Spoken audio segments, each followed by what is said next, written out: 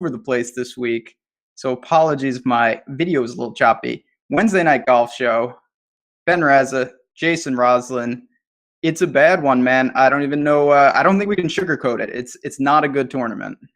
No, listen, it's a bad field now. I mean, we've had a lot of withdrawals, a ton of withdrawals, and it wasn't even that good to begin with. Terrible field. We're going to have terrible weather all week. It's going to be 6-hour rounds. It will be more than likely will be the most tilting week of the year. Luckily, it is the last one where we got a lot of courses or multi-course. It will be the last tournament this year. So at least we're done with that. I'm trying to find a positive or a silver lining in it. But yeah, it doesn't look good. But maybe we could start the show off on a positive and maybe talk about our weeks last week and just break down our lineups. I know that each of us had a pretty good week, and I thought we could talk a little bit about that because I'm going to use a similar strategy this week. So thought we could break it down. Why don't you start with your DraftKings lineups? Sure. So yeah, I flew every time I want to play and good things happen. And I think we had both talked about really one of the things I wanted to do was start with one of the big guys, whether it was Rahm or JT, and then Ricky. I really liked Ricky last week. So I paired up JT in most of them with Ricky, worked down from there, whether it was Benyon or Norin. Grillo was a guy that I thought was just pretty safe. He wasn't great, but he did enough. And Albertson was terrible. He really clipped. I saw your team in the 333, my team in the $1,500, both with him. But I had enough around him, and it's a smaller field where I was able to kind of survive and get through and make a run at it. But I was just so overweight on Ricky. I had so many combinations.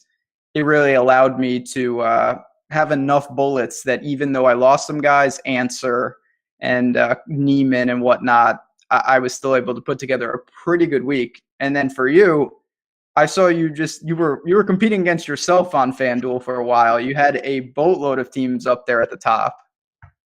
Yeah, so it was a pretty simple strategy for me last week on both DraftKings and FanDuel. Same as you, I started Ricky and Justin in every single one of my lineups. I just felt like they were coming in the best position.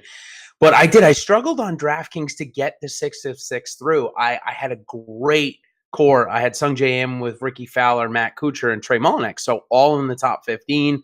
I had them, probably in 6 different combinations, but I could not get that 6th guy through. So it really prevented me from taking anything down. And then on FanDuel, though, however, what I like about FanDuel is they gave me so many more opportunities with those 5 guys.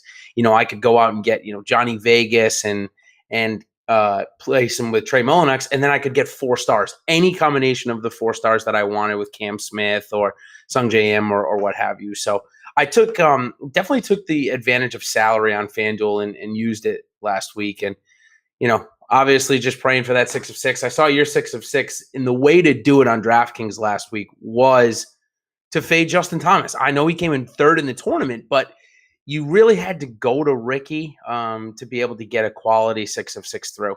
So that was kind of just wanted to do a little bit of breakdown, but I am going to do something similar this week.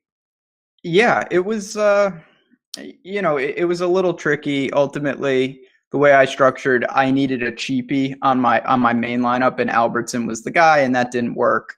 On the ones that they were in bigger fields, so it was better teams. It was, Justin Thomas was not on those. I went a little more balanced after Ricky, Benyon, Im, like that. Yeah. Sanjay Im quietly was the hero for me. He got the under 70 bonus, and that was enormous on DraftKings. Yeah, it sure was. I think it took both of us up into the top 10. I had him as well on that team. So, all right. Well, I think we can move on to this week. Just always want to touch on it and kind of break down what we looked at strategy and how we built our lineups. I know that's always a hot question that you and I always talk about. So we'll move on to this weekend, and we talked about it right off the top. We're not going to beat a dead horse, but weather is going to play a significant factor. Plenty of theories about which course rotation you want to be at. What are you doing with it? And what are you gonna play the course rotation angle? You're gonna fade one? What are you gonna do? I'm definitely playing the course rotation angle. I'm playing lighter this week because we just have so much nonsense. Yep. But what I want to do, and I think most of the golfers I naturally wanted to target fit into this, is I'm targeting guys that start at Monterey tomorrow. So that would be Monterey to Spyglass to Pebble, hopefully to Pebble again on Sunday. With the elements, it is what it is, but I think getting off to a good start and then maybe holding on a little for dear life. They get Spyglass in the middle. That's supposedly the most sheltered from the wind. You could speak more to that. I know you're much more in tune with the courses, but I have more stacks of people starting on Monterey than of the other two courses.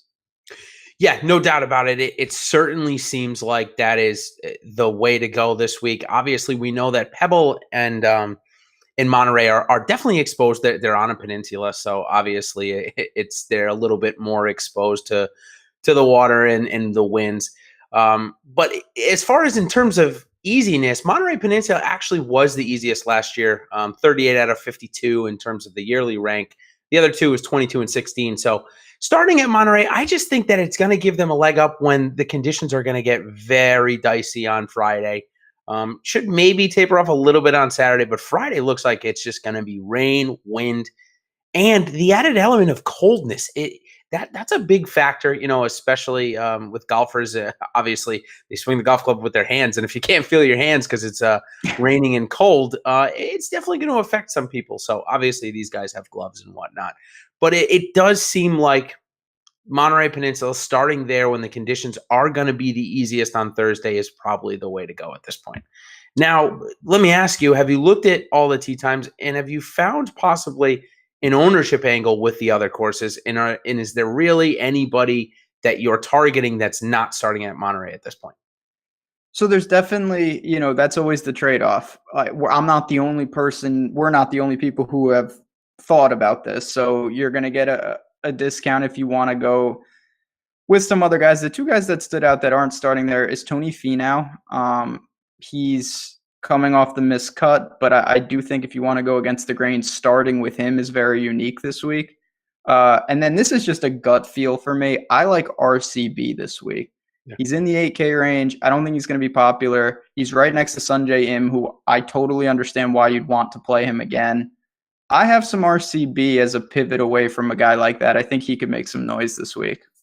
Yeah, that's definitely a great point, and we'll certainly get into him a little bit later in the show. And I think that's a great transition. We do our buy or sell segment where I'm going to come up with 10 questions, and it's really going to revolve around lineup building questions where, it's likely you're going to come down in your lineup and you're going to need one of these guys that we're going to talk about, or maybe two. So right off the top, for me, it's all DJ all the time.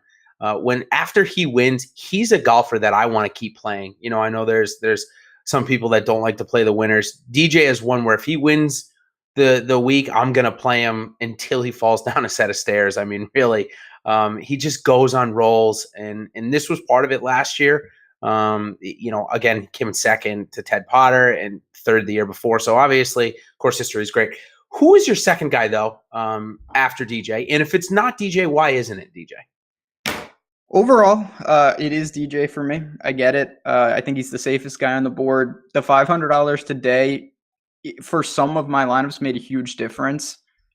So I did start with Day on plenty of lineups, but not to steal your thunder, it would be Spieth for me. I would take a huge savings and just start at 9,400. That's $2,000. I don't mind that at all. He's setting up on the right courses. Obviously, the way it's going, people are dropping out. Cantlay's gone, who was someone I was probably pretty interested in. I'm not going to speak bad about Fleetwood or Kuchar. I have no real feel. I don't mind it. It's against the grain. But at the same time, I think for me, it's paying for one of the big two or taking a more balanced build this week. Sure. And I think, for one, and I promised our Slack channel that, if you guys aren't members, we've got some super sharp people in there, and Ben and I obviously go at it through the day. So certainly a reason to come in and join us. But I said that I wouldn't talk about Spieth too much tonight. I will say he made 5 putts over 15 feet at the Farmers a couple weeks ago. He only made 25 all last year. So obviously he's starting to get a little confidence back. That's a good sign. This tournament obviously sets up for him. He's won it in the past in 2017 when the conditions were ideal. So, but with that is going to come higher ownership for a golfer that is really not quite back to ideal form or, to elite form, I will say, that we've seen in the past. So it sounds like, if you're going DJ, have you tried to make any DJ day lineups? Are you comfortable with them? Or if you're going to start DJ, who's really going to be your next guy in the lineup? I mean, you can do that. It's pretty tough though. The 6K range to me is bad. We're obviously going to get down there a little, especially when we get egregious. I had trouble, and I know you're getting the extra round, but at the same time, if your guys are just playing horrible, yeah, they're not going to score any points. Yeah, exactly. It's not gonna matter that they played Saturday. That might be a bad thing. So for me, it's mostly I start DJ. I'm probably going to a Spieth, a Patrick Reed, or maybe even someone like Hadwin or in that mid 8s, where then you can end in the 7s and have DJ up top. That's pretty appealing on both fronts. Yeah, absolutely, and certainly I've seen done a couple of those builds as well. So top, obviously we can't play everybody. Who's your top fade over 9K this week? Top fade over 9K. I mean, I guess I could say Kuchar, but I don't know how popular. Do you expect him to garner much ownership? No, I think he's going to come in the 10 to 15% range. I think 10K. I think he'll end up getting 10 just because of the name. And I think I'm kind of leaning right there with you at this point. He definitely struggled in the colder temperatures in the rain last week. He struggled to get going. Bones, who was out walking the course, with that final group, mentioned it a couple of times. So that does make me a little bit nervous with Kuchar this week. And I think for me, I'm as well nervous about Tony Finau. I know that he's got terrible course history, at out in the Waste Management, and has bounced back a couple of times here. But I don't see any reason to take Tony Finau over Jordan Spieth honestly right now at this course, at this tournament, or else I'd rather just pay for DJ. So I would say for me, I'm fading both Finau and Kuchar for the most part. For me, the second guy, if I had to give another one, it would actually be Phil, who I'm not saying I'm full fading him. I will have some exposure. Don't think I'm going to get much though. And it's more of just an opportunity cost. I really like Spieth and I really like Reed. So I didn't mess around too much with Phil or Adam Scott, who are kind of those next other options. Yeah. So the next three, and I think I'm pretty sure I know who you're going, but I think there definitely is an ownership angle possibly for all three of them. And there certainly you could make a lineup with three, but let's just say you start at DJ and you're not into Spieth, which plenty of people are not. These next three guys I think could be a great compliment. So I'm going to have you pick one here. I'll take another and make a case, but Adam Scott, Patrick Reed, and Paul Casey all sit in the low 9s. Could be a great compliment. Sounds like you're taking Reed at this point of the three? Yeah, you're stuck with the other two. Yeah, Patty for me, I know he flew just like DJ from Saudi Arabia. I don't worry about that with him. He comes ready to play. He grinds. The weather doesn't concern me. He can scramble. And it's just Patrick Reed. He's one of those guys. It's an arbitrary thing, but he really seems to kind of bring the best golf he has no matter what. Now, last year I remember saying things like that and then taking a lot of heat after he got cut. Here he was awful, and I understand that, but I still think in this spot, I have no problem rostering him. Feel a little more comfortable with him over Casey and Scott. So I don't mind either Casey or Scott in this instance. I think that Casey, they're all looking like they're going to come in this 10 to 15% range, which I think for people that, MME, or even as you go higher up in the higher dollars, you can get a little bit of leverage. But Paul Casey, he was trying out some new irons out in the Tournament of Champions, the same ones that Justin Rose is using. And so obviously there's a little bit of a lag time there. And we saw with Justin Rose, it was literally 1 week. He, didn't do great at the Desert Classic and won the next week. Paul Casey had something similar. He had the Tournament of Champions where he didn't play well. And then he went out to Singapore, which obviously it wasn't a great field, but he still came runner-up, came second place out there. And there was some decent golfers, Sergio García, who we'll talk about later in the show a little bit. So for me, I'm actually going to lean Paul Casey here at 9,100. He doesn't have the greatest draw. He's not starting at Monterey. He's starting at Pebble, though. So that's obviously you don't want to play Pebble on Friday is kind of the theme that we're going with. So I don't mind Paul Casey this week at 9,100. If you're not going Jordan Spieth and you are going Dustin Johnson, that'd be my pick. And if you're not going DJ and you're going to, probably go like you said, either to Spieth or to Casey. Next two guys, looks like you're probably going to be able to get two of them. I'm going to take a stance against Ches Reavie. He continues to perform, so it is scary for me. But at 9K, he had that one great round. He shot 7 under last week to get him back in the tournament. I'm going to take a stance against Reavie. I'll have some Grayson Lowry. Of those three, who would you like and who do you dislike the most? I'm not super high on any of them, but I'm with you. Ches would be way off the radar for me. I think that's a nice fade coming in underweight. He was impressive. He played well even on Sunday where it was brutal conditions. He really moved up. For me, this is just, it's an age-old question. You take form, you take talent. Like Ches Reavie to me is not a 9K golfer in this field. He's just not. So I would take Brendan Grace if I had to choose. I think he's just a little better than the two. Obviously, Lowry can fit into this too. They're both accustomed to brutal conditions if we do get that. I don't worry as much about a guy like Grayson. He certainly, when Ricky was derailing, Grace was right there to possibly steal that tournament last week, so we know the form is good.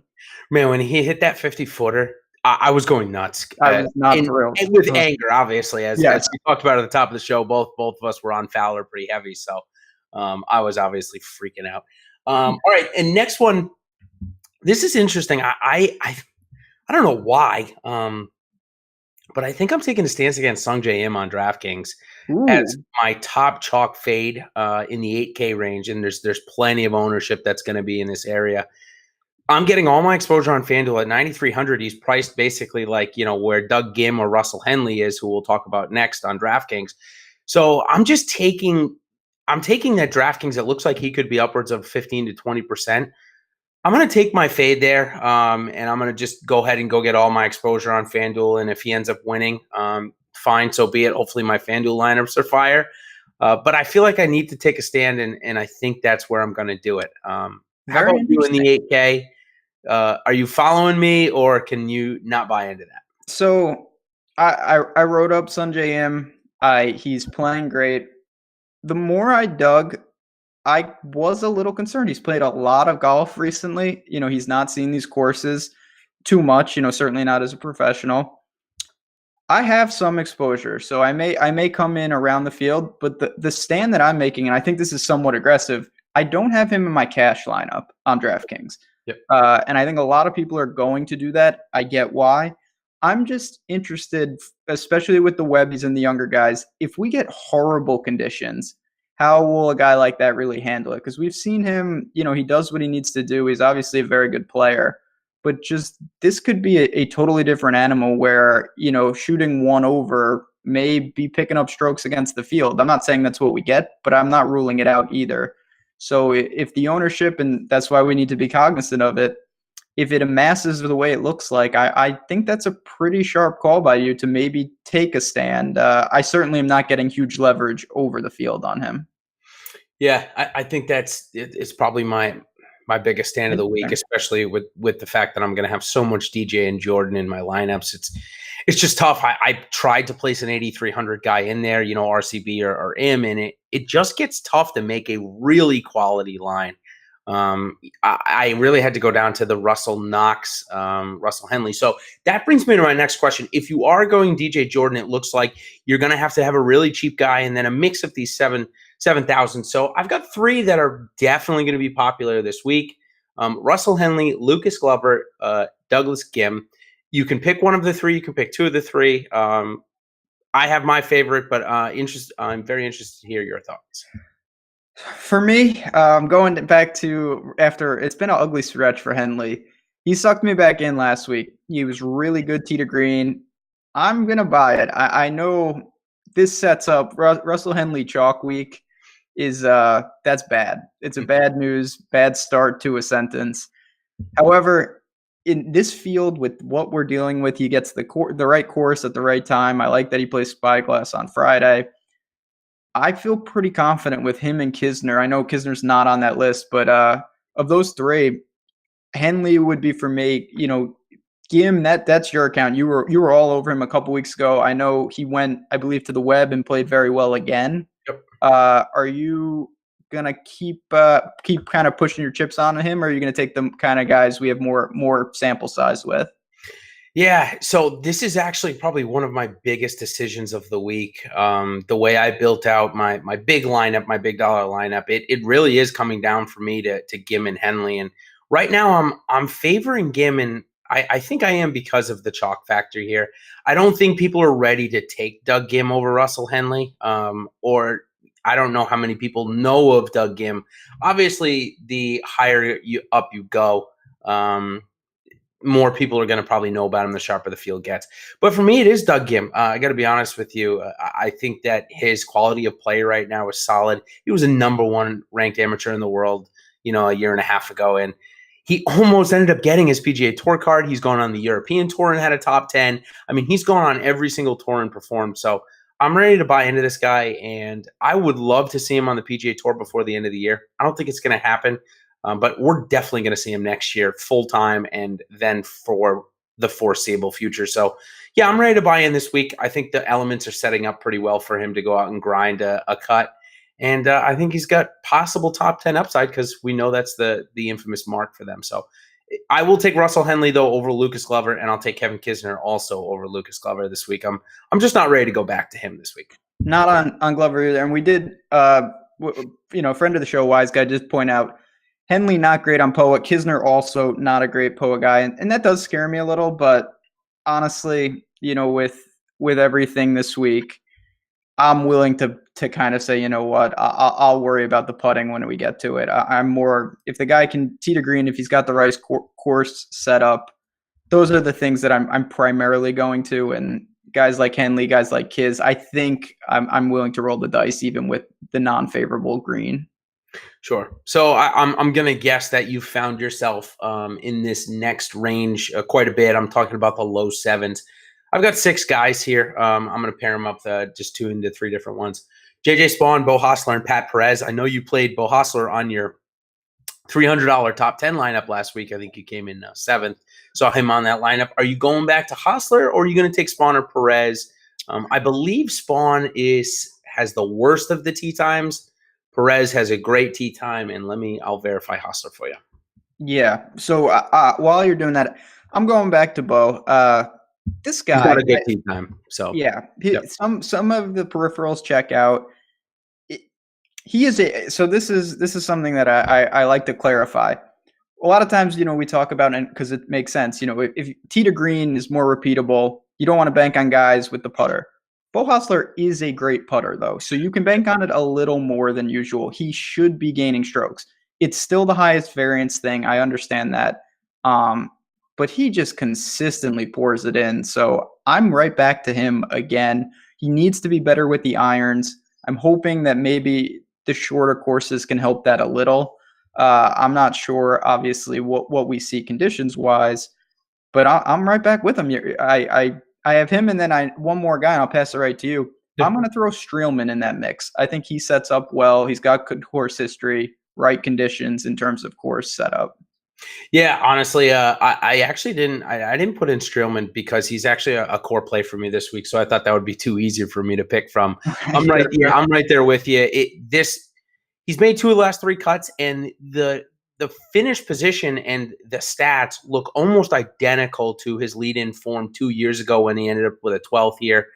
He's made 3 straight cuts here, a 6th place finish last year. So obviously very comfortable with the format of the tournament and obviously with the course as well. So Streelman is great value. I'm out of Pat Perez. He's got an injured thumb and he hasn't made a cut in a little while. So I would rather go to JJ Spawn, but he's starting on Spyglass, which means he's playing Pebble on Friday. So honestly, if it's a shot and a half, that could make him miss the cut. So that's why I'm probably not going to go to JJ Spawn. In that sense, though, there is a lot of guys getting some ownership in this 7K range. I'm going to have you give me your top fade of the guys in 7K that are going to be over 10%. So I'll give you a little parameter there. Okay, let's see. Top. So like some names: Ryan Palmer, Charlie Hoffman, Taylor Gooch, Martin Laird. Oh, got it, Martin Laird. I forgot about him. I'm going to go to Taylor Gooch. He fought to get in the cut. He did not make it last week after just being unbelievable with the irons. And he's someone I kind of referenced this with him if we get adverse conditions, I'm not sure how many times Taylor Gooch has really dealt with that, especially at a professional level. He's been phenomenal in some of his starts, but I think this is just a different animal, and it lends itself to kind of a different skill set that's acquired a little. So as much as Ryan Palmer scares me for different reasons, even though he could be hitting him off the cliffs the way that guy sprays, I'm going to say that Taylor Gooch maybe struggles, especially if it's windy and rainy. Yeah, Taylor Gooch is a boomer bust play. He is. Really has set up for that. It's either a top 25 or it's a miscut for Gooch, and who knows what that goes to. It's, maybe he knows when he's going to miss the cut and he just, bags it, or who really knows what it is. But that's kind of a developing theme, at least with Taylor Gooch. So interesting. Two other guys that I want to get your opinion on that I had paired up with Gooch is Chesson Hadley, who is rating well in like everybody's model. He's top 10 in my model. I tried to go and look why, and it's just a blend of good things going for him. And Corey Connors, who we've seen, Corey Connors is almost like identical to Taylor Gooch. It's a top 25 or a miscut. So if you had to pick Hadley or Connors, are you playing either? And if you are only playing one, why'd you pick one over the other? So Hadley last week was a wild man. He was scoring like there was no tomorrow. He's putting it into the water. He was all over the course. I'm a Chesson Hadley fan, but I have to say Connors, and that's just because even with easy pin setups, his scrambling, Hadley, I'm referring to, is just, it's really bad. And I worry about that this week. I think even if we get calmer conditions, guys are going to be still needing to scramble enough that it may be exposed. Connors is a little more unknown. Another guy who can get crazy hot with the irons. I'll go with the unknown there and say that I'd rather have Connors shares than Hadley. Yeah, I certainly think that's a pretty fair assessment. So that, that was a lot of guys prior, but I know that this week, and for me, it's definitely important, is this below 7K range. So I know there's probably not a ton of guys, but why don't you give me your top three values on DraftKings under 70K, and we'll get some chatter going on about that. It's bad. So I was forced to dip in there. I think a lot of people are going to be forced to dip. I'll start off. I'll go Brian Gay. Really good putter, shorter hitter. He should benefit. I don't worry about the weather per se with his game. It kind of, for lack of a better word, it translates, it travels. After him, this is where it gets dicey. I'm going to go, and you probably know, I mean, not probably, you know more about this guy than I do, because I don't know much about him, but the stats do rate out well. It's Adam Svensson. Yeah. Canadian, playing pretty well, 6,900. I wish he was a little cheaper, of course. But for lack of better options, I did find myself going to him a little, and I just, again, the form, it's certainly better than what I would expect. He's coming, 18th in the desert, 35th at Farmers, so he has played a tougher track, which I do kind of like.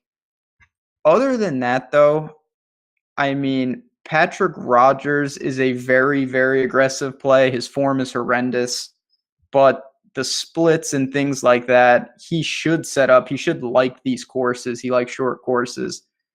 I don't have too much confidence in a guy like that, to be honest. But I'm going to pass that right to you, because I would love – are there a couple guys down there that kind of caught your eye that you're comfortable using?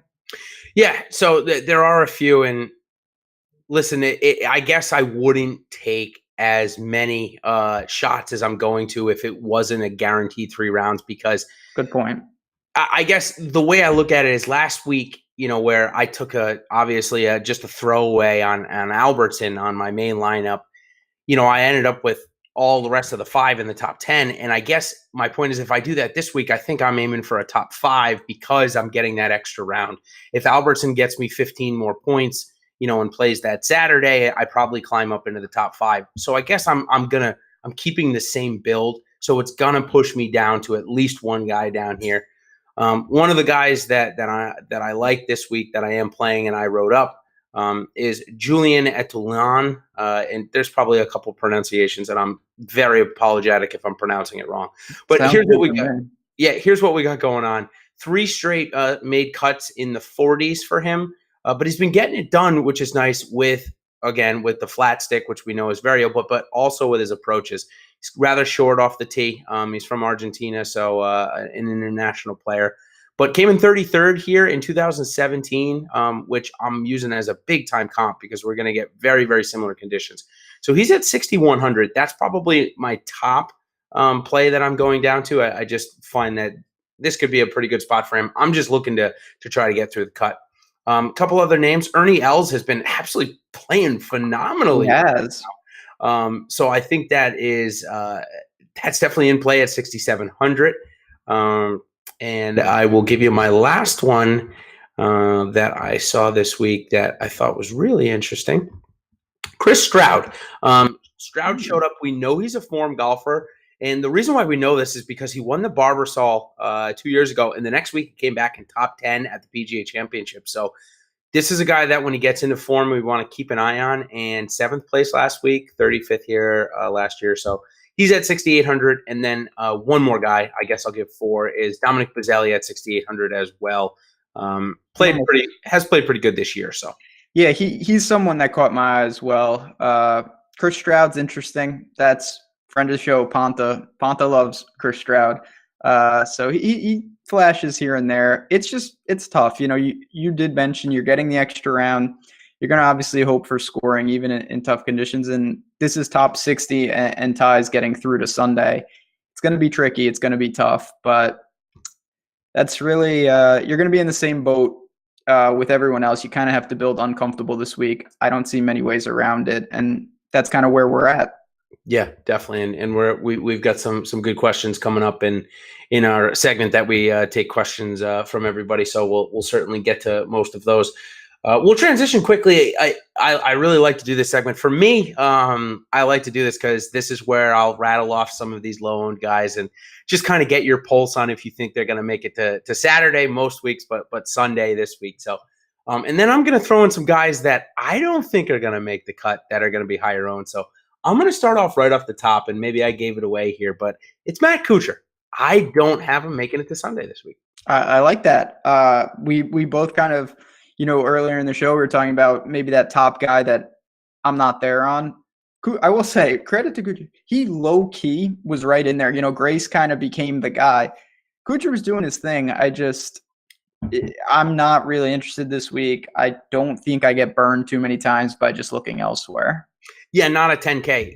If he was 7.8K and 25%, yeah, you could, but not at 10K this week. So, all right, another one that is good. I think he could be a pretty good against a grain play. Obviously, he's used to these conditions, and that's Matty Fitzpatrick. Priced pretty high. They did not give him any leeway to come over and get used to the name. They just threw him right in as Euro price. I think he definitely makes it to Saturday, but want to get your pulse. Maybe you have a different take. No, I'm a big, as the season gets rolling, you're going to be stuck with me sticking up for Fitzy. I like him a lot in life. He is clearly overpriced in my mind. I was pretty surprised. I thought maybe he would come in kind of with Kisner, high 7s. But I will say he's got some abilities. He's not the longest guy on tour. He can really putt, really can scramble. I have no problem taking, some GPP stabs, especially if the ownership is in check. Yeah, and this is where I'm kind of giving it away, but it's all right. Top 5 value in FanDuel, which we get to towards the end. He's almost number 1 on that list for me this week. So, and we'll certainly get to that, but he's only about $500 more on FanDuel than he is on DraftKings. So definitely significant value there. Next guy, I do it to you every week, and I'm going to just because it's fun. He played awful over the weekend. He made the cut for me, which is great, but he and his teams ended up doing nothing for me. And I'm talking about Cam Champ. Approaches looked great over the first 2 rounds, and he really did look abysmal the last 2. Do you think he makes it to Sunday? I don't. I thought he was going to get cut and I knew what you had on FanDuel. Yeah. And I was just like, oof, that would have, because like Burger getting cut was disgusting for the Burger owners. If Champ would have missed, that would have been extra cruel. Champ was -3 on greenside bunker on 15 and flew it into the water on his 3rd, dropped, had to hit 4, was went back across the pond instead of dropping it in the bunker. Yeah, it was an absolute mess. He ended up going birdie on the last two. But yeah, he salvaged. Yeah. But no, I mean, this is, again, I know I sound like a broken record. Yeah. He's another guy. I really want to see what he can do in some really adverse conditions. Not sure it's the best fit. He can't really lean on that incredible driver. Definitely agree. I know this is a fave of some of the people on our Slack channel, so I got to do it to you. Next one, Nick Watney. Swaggy Nick. Man, I'm not there. It's more of an opportunity cost than anything else.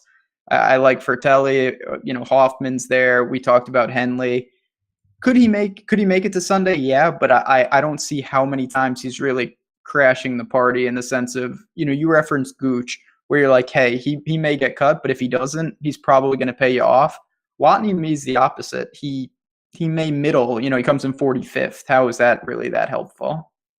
Yeah, I mean, he's 10 of his last 12, Watney is, and he has 2 top 25s. There you go. So, yeah, it's exactly what you're saying. Now, is that make him viable for cash over the next guy, Dylan Fratelli, though? We saw him miss the cut at the Farmers a couple weeks ago. I think he's a great tournament play, but if we focus on cash for a second with these two guys, can you make a case to take Watney over Fratelli in that instance? Absolutely. And I like Fratelli more. There's no doubt about it. But that's because I think that there's a range of outcomes that's a little wider with Fratelli.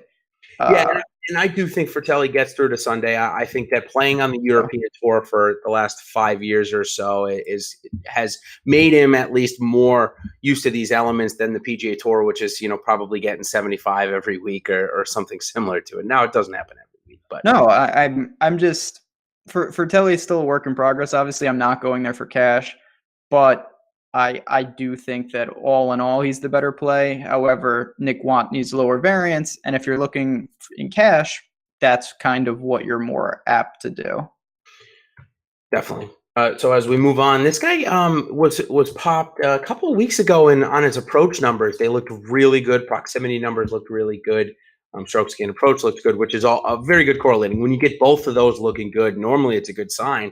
However, he totally tailed off, and I'm talking about Siwoo Kim. We know he's a withdrawal threat, but actually hasn't in quite a long time. No. Sure. Are you back in, and do you think he's going to make it to Sunday? I guess I'll be able to probably gauge from your first answer. Yeah, those are correlated answers. Yep.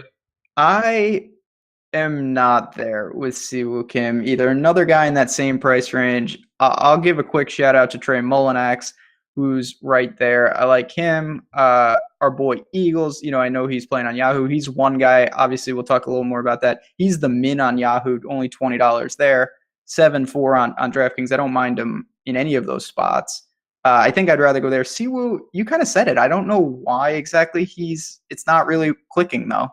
Not the best. Yeah, I don't know if it's when he gets up to the green, the putter's just really letting him down every time, but we know that he can brave the conditions. I mean, he won that crazy Players a couple of years back where everything was just out of control. So definitely something to take note of. This is a fun one. Jim Furyk, who has quietly played pretty well the last couple of times he's been out there. You think he makes it to Sunday? Jim Furyk, no, I don't think I'm there. This is the kind of tournament. Like Stricker's another one. I know I've been playing him. He's just been terrible. These guys, this is not going to be, you need 10 streaks and under 70 and all this stuff. They can grind in these conditions. So Furyk kind of in the Watney category where I think maybe he could squeeze through, but I don't know how many times he's giving you too many placement points. Yeah, I mean, top 6 at the Mayakoba, surrounded by 2 missed cuts at the RSM and trying to. Interesting that it's kind of boom or bust for him. As the start before that was a 4th at the Wyndham. So kind of just, it's a little weird with him. But yeah, this is a tough one. It's like you said, it's only the top 60 golfers. I think he probably ends up like 68 or something like that. So I don't have him getting through this week. How about defending champion Ted Potter? Actually has been playing pretty decently this year. He has. He strikes the ball really well. It is impressive. Not there. Incredible. I never would have. I remember him dueling against DJ. I didn't see that coming, but I'm not going back to him. I think it's early exit on Saturday. Okay, like Ted Potter this week. I think you can almost guarantee low ownership, and he's been playing good enough for me to roster him. Not that I think he's going to, defend his championship. It was crazy. I think his odds were 500 to 1 or similar to what we saw with Adam Long a couple of weeks ago. But I do think he gets to Sunday. I got to be honest with you. I think that he's there, and he does put up points in similar no-cut formats. That's where I like to roster him. So I'm going to give him some shares this week. Okay. Another one, and then I'm gonna have a little funny one. James Hahn. Ooh, James Hahn. I looked at him. Ultimately, I couldn't get there, but if I was playing my normal volume, I would have a couple shares of him. Okay. And then I have back-to-back Davises. First one's Davis Love. Davis Love's another one. He's in the big earn category. He's playing. I know he doesn't play a ton, but he was good at Sony. I don't think I can actually do. He is really old, man. He's not a. I don't know how much he has left. He's playing with this. He's playing with Drew. So we'll see. I'm in, by the way. I'm playing him. I'm playing him. Yeah. Not in the big dollars, but I'm gonna play him in some of the $5 and dog leg contest. I think that he probably gets through. To be honest with you. This is one of the, in my opinion, this is one of the only weeks where you can truly play a lot of guys that I think in certain other conditions are just not applicable. It's just not possible for them to get there. Yep. This tournament, we have seen Ted Potter is just one of many guys. It is wide open, and guys like that can make an impact here. It's got that British Open feel where we see some crazy things happen. Yep, absolutely. So that is a great lead-in, as you say, British Open feel, to Ernie Els, who has really been playing very well for his 51-year-old form. I think that's how old he is. I'll verify that here in a second. But let's see. We got a 12th at the Dubai, a 26th at the Dunhill, a 15th at his home South African Open. Did miss the cut in Saudi Arabia last week, but that just probably got him here a little quicker. Can I get you into Ernie Els? The big earn. Oh man. Big easy. I don't know. It is impressive how well he's playing. I don't think I'm there. Stricker's the one guy I'm holding on a little. I'm going to play some of him. Yep. Now, obviously, you're getting a price discount. I'm not there. Are you going to sprinkle with him as well in some of the larger fields, maybe? Yep, I am, and on FanDuel as well. On FanDuel this week, if you're going your 3 or 4 stars, you're going to have to go like my build last week that had Johnny Vegas and Trey Mullinax, and then the 4 stars. It's Ernie Els and somebody else, and the mixture of those guys with my 4 stars. So, yeah, I'll be playing them on FanDuel, probably much more than DraftKings. But next one, another guy that I'm probably just going to set at 12% or 15% each week and deal with the roller coaster, and that's Cam Davis. So for me, I think this might be a course that he's okay at. I don't have a great gauge on his game. Mm-hmm. There's potential. I think he gets to Sunday this time, though. I'm in a similar boat as you. He's a long-term project of mine. I feel like a lot of people are in that boat with him. So I'm going to have my normal couple shares in GPPs, nothing serious. We'll see. I'm learning on the fly with this guy. I still haven't pegged down exactly where he's good or if he's good, honestly. No, totally agree. So, all right, that's our Make the Cut segment. That's always some fun ones in there. So I think we can transition right over to some of the questions that we've gotten since we started. So one of the questions for you from Spin in the Slack chat is any knocks this week? I have him as a core play, so let's see if you're joining me. You and me both. Like it. Shorter hitter, can handle bad conditions. He has the Monterey Thursday draw.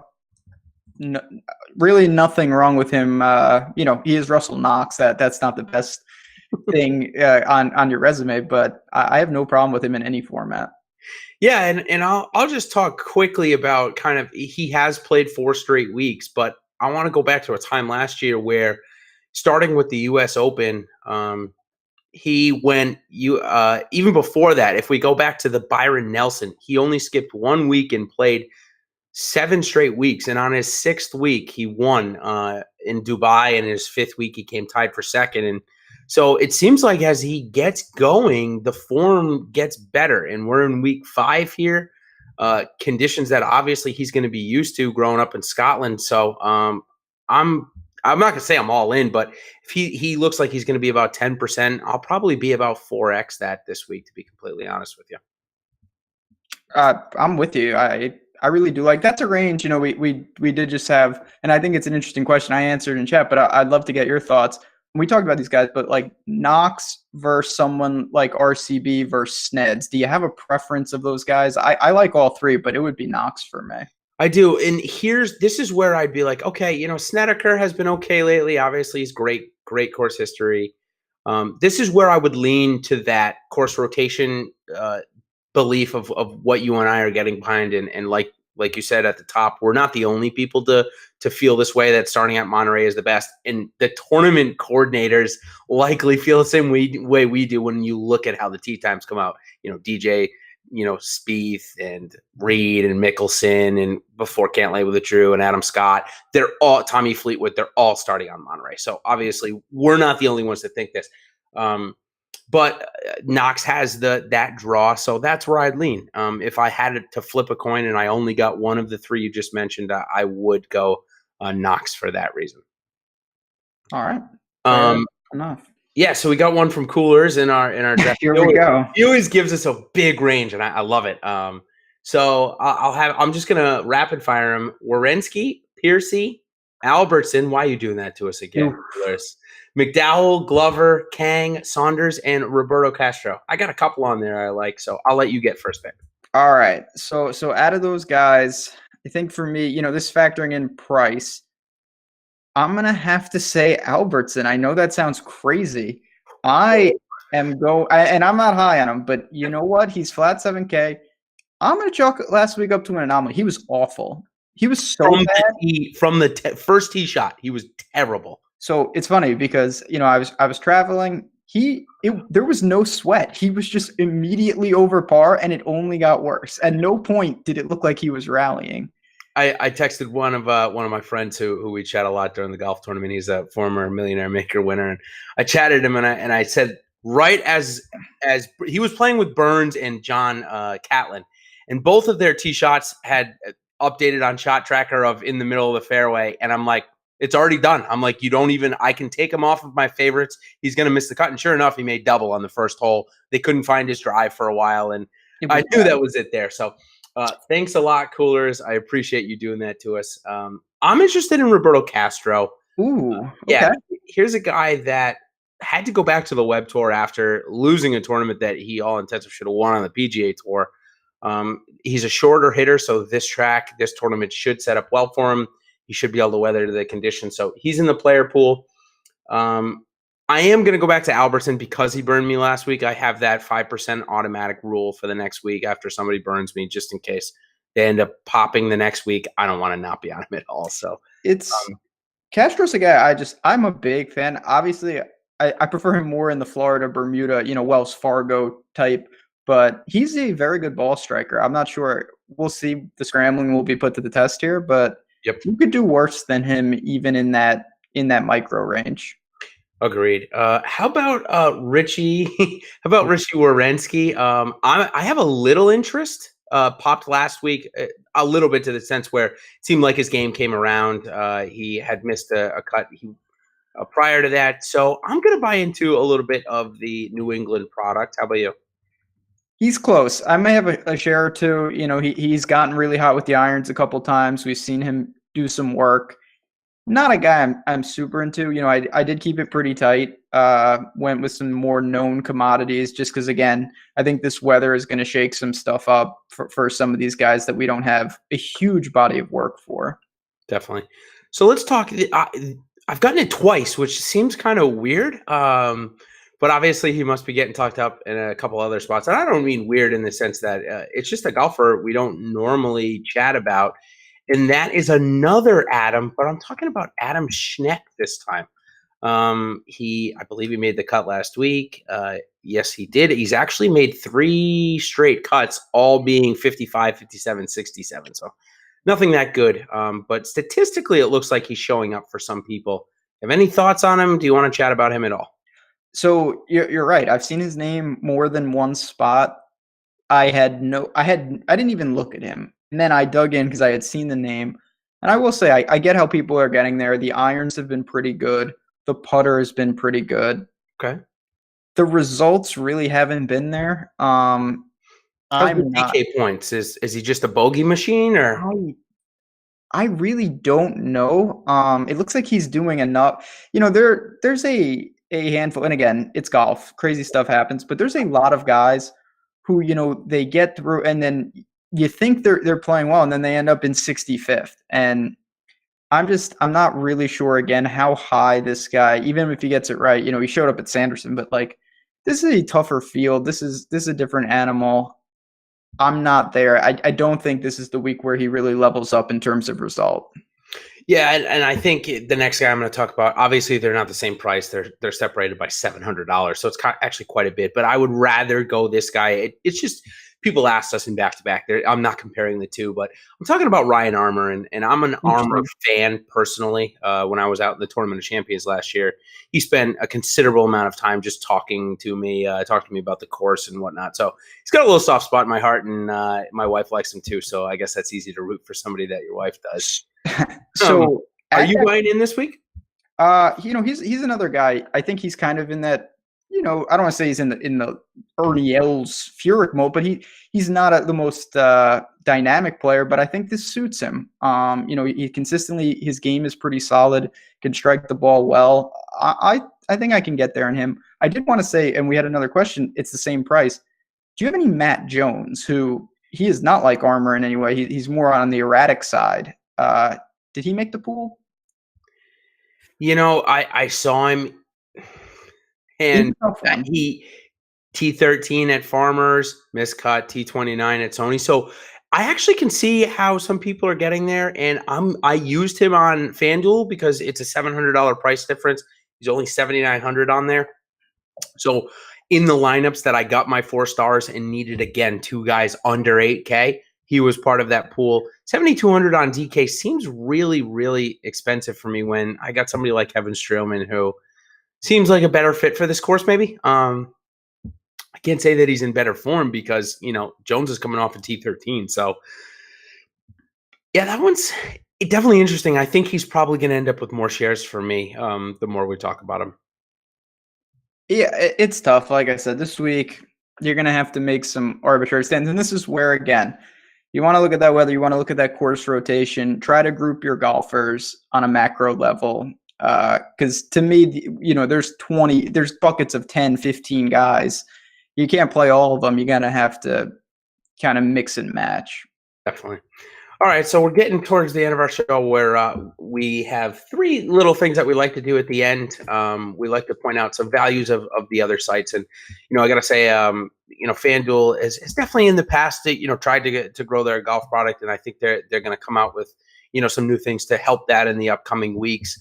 One thing they did this week, though, they put out a nice $3 MME contest that's pretty flat, $1,500 at the top. It's $13K guaranteed, which is, relatively small for the first week. But I like how they're putting out some new contests. When I first got into the industry, the $3 on DraftKings was what excited me every week. I could make 150 lineups or 100 lineups and not feel like I was going to break the bank if I, completely missed. So I like that price point.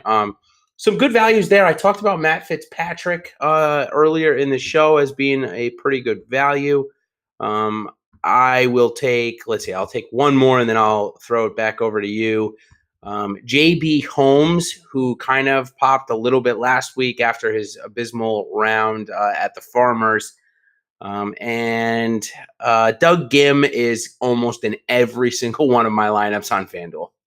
Yeah, Gim is, and he's the min on Yahoo as well. So keep that in mind. The one other guy I'll add in there is, and this is a guy I love regardless of the site, Kevin Streelman is only 8,300 on FanDuel.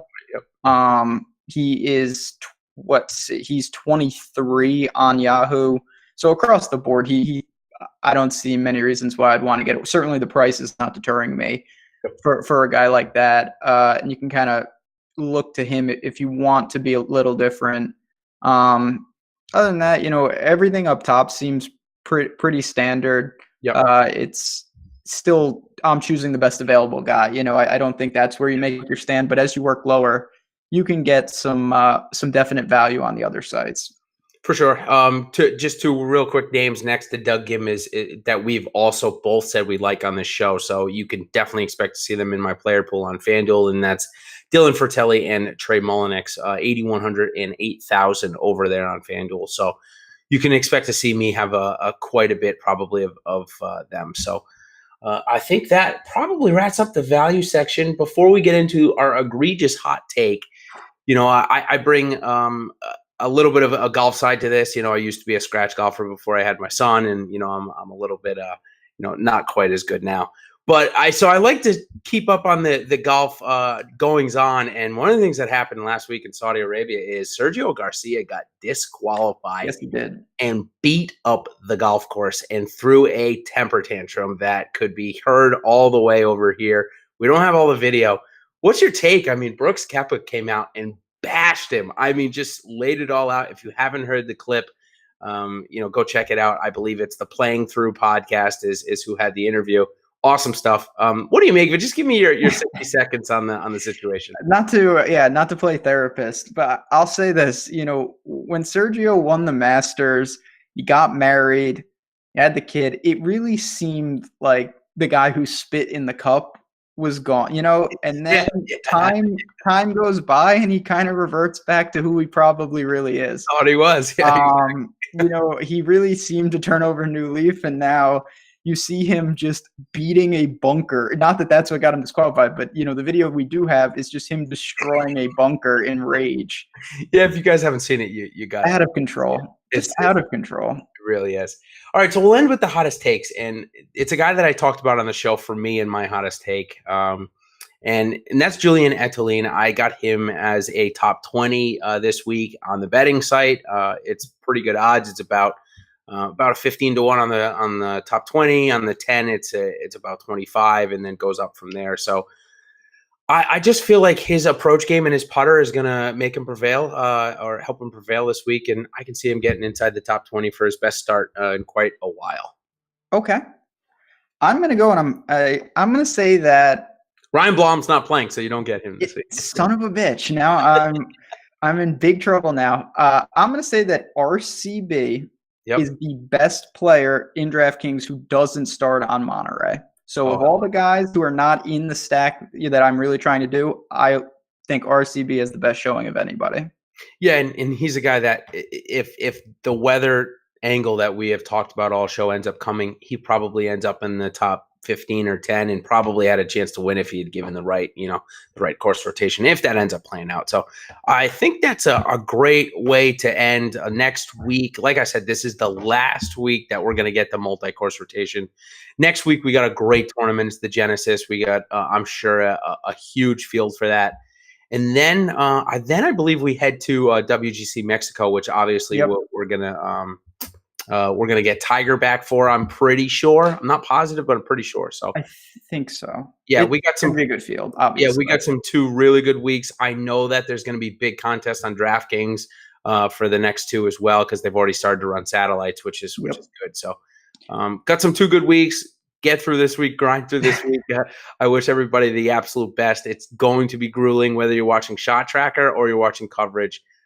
I wish you the best and have your favorite drink or other activity close by. True. Right before we get on out of here, I just want to say real quick, we're going to have some time before lock.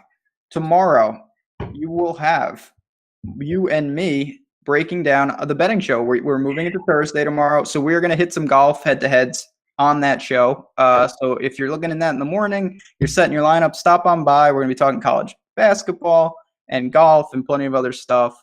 So that's always a fun time. We appreciate everyone stopping on in. On that note, though, anything else before we're good to go? No, if you guys haven't liked it, please do so. Always. It really helps us out. And thanks for joining. Again, sorry guys about the weather in the field and how this plays out. But once we grind through this one, we're smooth sailing for the rest of the year. On that note, good luck, everyone. Thanks for stopping in, and we'll see you guys tomorrow morning.